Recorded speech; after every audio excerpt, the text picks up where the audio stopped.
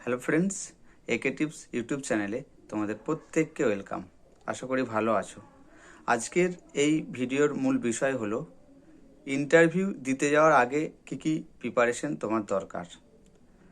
তো বন্ধুরা, যারা কলকাতা পুলিশের ইন্টারভিউ দিতে যাবে আগামী 18 তারিখ থেকে, তাদের কাছে এই ভিডিওটা খুবই গুরুত্বপূর্ণ। তাই এই ভিডিও শেষ পর্যন্ত দেখার অনুরোধ রইল এবং ভিডিওটি বন্ধুদের সাথে শেয়ার করারও অনুরোধ করছি। কারণ এই ভিডিওর মাধ্যমে তুমি জানতে পারবে ইন্টারভিউ দিতে যাওয়ার আগে তোমার কী কী প্রিপারেশন দরকার। তাই চলো আজকের যে মূল বিষয়বস্তু সেটা নিয়ে আলোচনা করি। বন্ধুরা, তুমি তোমার যে বুদ্ধি আছে, মেধা আছে, সেটার পরিচয় তুমি আগেই দিয়েছো দুটো রিটেন এক্সাম দিয়ে, একটা প্রিলিমিনারি 100 নম্বরের এবং পরে 85-এর written exam, main written exam.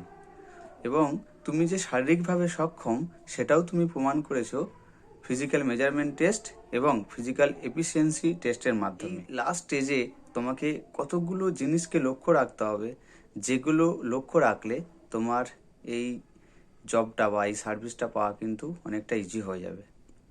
এটা কিন্তু শেষ স্টেজ, তাই এই একটা কথা আছে না যে শেষ ভালো যার সব ভালো। তাই এই শেষ স্টেজে এসে তুমি এমন কিছু করবে না যেটাতে তোমার কিন্তু ব্যাড লাক হয়ে যায়।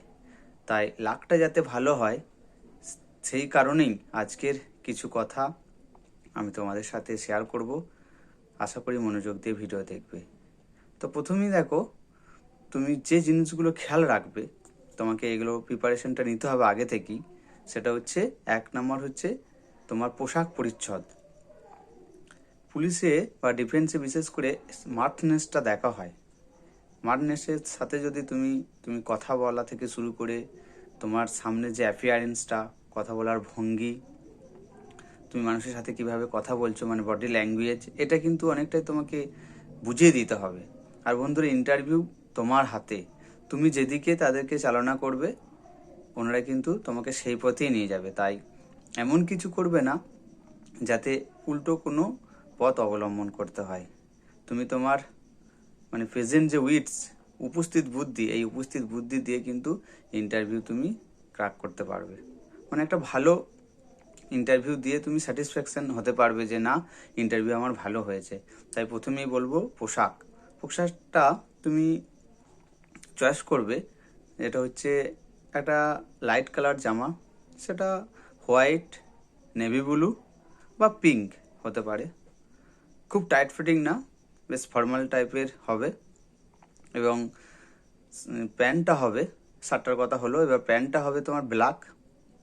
খুব মানে একদম টাইট ফিট না, মানে তোমাকে জামা এবং প্যান্ট যেন পরলে একটা স্মার্টনেস দেখায়, এটা তোমাকে খেয়াল রাখতে হবে।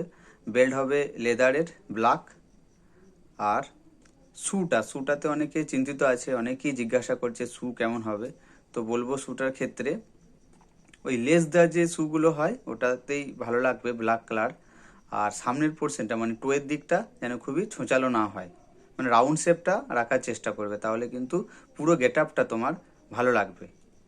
এবং যে ইউনিফর্মটা তুমি তৈরি করছো ইন্টারভিউ দেওয়ার জন্য, সেটাকে বাড়িতে এসে একবার পরে নাও, দেখো কেমন কমফোর্টেবল লাগছে, আর তারপরে আবার ধুয়ে দিয়ে তারপরে আয়রন করো। মানে তৈরি করে নিয়ে আসলে রেখে দিলে ইন্টারভিউ যেদিনকে দিতে যাবে সেদিন পরবে, এটা করো না। তাই তৈরি হয়ে যাওয়ার পর বাড়িতে তুমি ইউজ করো, পরও 2-1 দিন, দেখো তোমার কোনো প্রবলেম হচ্ছে কি না, তারপর ওটাকে ধুয়ে দাও এবং পরে আয়রন করবে সুন্দর করে। তাহলে এটা মানে তোমার যে পোশাক পরিচ্ছদ হওয়া দরকার সেটা জেনে গেলে। এরপরে বন্ধুরা, খেয়াল রাখবে যখন তুমি ইন্টারভিউ দিতে যাচ্ছ, মানে তুমি রুমে এন্ট্রি করবে, তোমার রুমে ঢোকার যে অ্যাপিয়ারেন্সটা, তোমার বডি ল্যাঙ্গুয়েজ, তোমার কথা বলার ভঙ্গি, এইগুলোতে তোমাকে একটু নজর দিতে হবে। কারণ তুমি যখন ইন্টারভিউ রুমে প্রবেশ করবে তার সাথে সাথে কিন্তু তোমার সিসিটিভি চালু হয়ে গেল। মানে তোমাকে কোন দিক থেকে কোন অফিসার খেয়াল খবর রাখছেন এবং তোমার যে উপস্থিত বুদ্ধিটা দিয়ে তুমি ওনাদেরকে সন্তুষ্ট করছো তোমার উত্তরের মধ্যে দিয়ে, সেটা কিন্তু একটা বিশাল জরুরি বিষয়। তাই তোমার রুমে এন্ট্রি থেকে একদম বেরোনো পর্যন্ত একদম স্মার্ট, সব কিছু একদম ফিট হতে হবে। বা কিছু কিছু ব্যাড হ্যাবিট থাকে যেমন পা নাচানো বা নখ কাটা, উপর দিয়ে তাকিয়ে চিন্তা করা, এগুলো কখনোই করবে না। তুমি ইন্টারভিউ রুমে থাকবে কিন্তু 5 থেকে 10 মিনিট। এই 5-10 মিনিটের মধ্যে দিয়েই তোমাকে উপস্থিত বুদ্ধি দিয়ে সমস্ত যে প্রশ্নগুলো তোমার দিকে আসবে সেগুলোকে মোকাবেলা করে আসতে হবে। আর দেখো, সবাই আমরা কিন্তু সব জানি না। হয়তো 10টা যদি প্রশ্ন করে, ধরে নিলাম তুমি কিছু পারবে কিছু পারবে না, সেটাতে কিন্তু যায় আসে না। ওনারা লক্ষ্য রাখবেন। এবং একটা জিনিস, বিভিন্ন বোর্ডের যারা ইন্টারভিউ এক্সপিরিয়েন্স দিয়েছে ওদের কাছ থেকে আমরা দেখেছি, বা আমি যখন নিজেও ইন্টারভিউ দিয়েছি সেটা আমি লক্ষ্য করেছি, কোনো একজন থাকেন যিনি তোমার সাইকোলজির যে ব্যাপারটা ওটা উনি কিন্তু লক্ষ্য করেন। তাই তোমাকে একটা অ্যাডভাইস দেব, তুমি কিন্তু কোনো প্রশ্ন শুনে নার্ভাস ফিল করবে না, একদম সাহসের সাথে। আবার কিন্তু ওয়ার্ড স্মার্ট হলেও হবে না, পোলাইটলি সমস্ত প্রশ্নকে মোকাবেলা করতে হবে। যদি জানা থাকে বলতে হবে তার উত্তর, টু দ্য পয়েন্ট। এবং যদি না জানা থাকে অবশ্যই স্বীকার করে নিতে হবে এটা আমার এই মুহূর্তে মনে পড়ছে না। এই সমস্ত বিষয়গুলো খেয়াল রাখতে হবে।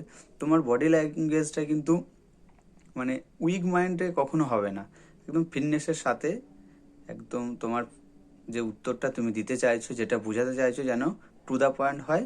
বেশি বলারও কোনো দরকার নাই, কারণ প্রথমেই বললাম যে ইন্টারভিউটা তুমি চালনা করবে ওনাদেরকে, তুমি যে পথে নিয়ে যাবে ওনারা সেই পথটা ধরেই এগুতে থাকবেন। তাই তোমাকে বারবার বলবো, তুমি বেসিক কিছু জিনিস আলোচনা করো, কোনো বন্ধুর সাথে প্র্যাকটিস করো, সেইগুলোকে বারবার ধরে নিজে দরকার হলে আয়নার সামনে বসে প্র্যাকটিস করো, বেসিক কিছু জিনিস। তারপরে পড়াশোনার যেগুলো তুমি মেন এক্সাম বা প্রিলিমিনারিতে পড়েছো সেগুলো একটু খেয়াল করো, প্রেজেন্ট যে ঘটনাবলীগুলো হচ্ছে সেদিকে একটু খেয়াল রাখো। এই পারিপার্শ্বিক ঘটনাকে তোমাকে কিন্তু সেদিনকে সমস্ত কিছু মাথায় নিতে হবে। এবং এই সমস্ত চিন্তা মাথাতে আসার ফলে তুমি যে ভেঙে পড়বে বা একটা নার্ভাস ফিল তোমার মধ্যে হবে, এটা কখনই কিন্তু করবে না। একদম সহজ সরল চুপচাপ পোলাইটলি সমস্ত প্রশ্নের উত্তর দিয়ে তোমাকে কিন্তু ওই রুম ত্যাগ করতে হবে। আর এটাই শেষ স্টেজ। এই শেষ স্টেজে তুমি তোমার বেস্ট পারফরমেন্স অবশ্যই দিতে পারবে, সেরকম একটা মনের জোর রাখো। দেখো বন্ধুরা, মনের জোরটাই কিন্তু আসল। আর যে ইন্টারভিউ রুমে প্রবেশ করছে তার তখন যে মনের অবস্থাটা হয়, যে যায় সেই বোঝে। কিন্তু আমরা দিয়ে এসেছি, আমাদের একটা এক্সপিরিয়েন্স হয়েছে, আর সেই এক্সপিরিয়েন্সটাই কিন্তু আমি শেয়ার করছি। এই ধরনের অনেক ভিডিও তুমি ইউটিউবে পাবে, এবং আশা করব তুমি বেশি ভিডিও দেখবে না, কয়েকটা ভিডিও দেখবে যেগুলো তোমার ইনফরমেটিভ ভিডিও মনে হবে, সেগুলো দেখবে। আমরাও দেখেছি, এভাবেই চলে আসছে। কারণ তুমি যে এই কাজটা করছে, নলেজ তখনই হয় যখন অ্যাপ্লাই হয়। তাই দেখো, আমি গেছি রুমে, সেখানকার একটা নলেজ নিয়ে এসেছি, এবং সেই নলেজটাকে আমি তোমাকে শেয়ার করছি। এটা থেকে কিন্তু অনেক কিছু জানতে পারছো। তাই বলবো, তুমি তোমার মার্টনেস অবশ্যই রাখবে, ওভার মার্টনেস হওয়ার কোনো প্রয়োজন নেই। এবং প্রতিটা প্রশ্নের উত্তর পোলাইটলি দেওয়ার চেষ্টা করবে। আর কি প্রশ্ন হবে কিন্তু এ নিয়ে কখনো ভেবো না যে কি প্রশ্ন করতে পারে, কি হতে পারে, এ নিয়ে কখনো ভাবার দরকার নাই। তোমার যতটুকু নলেজ আছে এটা কিন্তু মাথায় রাখবে, এটা কিন্তু মাধ্যমিক মানের। অনেকে আছে অনেক হাই কোয়ালিফাইড, যে তাহলে কিন্তু তুমি চিন্তায় পড়ে যাবে, ও এত পড়াশোনা আমার কম, তাহলে আমাকে এত এত পড়তে হবে, ও অনেক জানে। এটা নয়।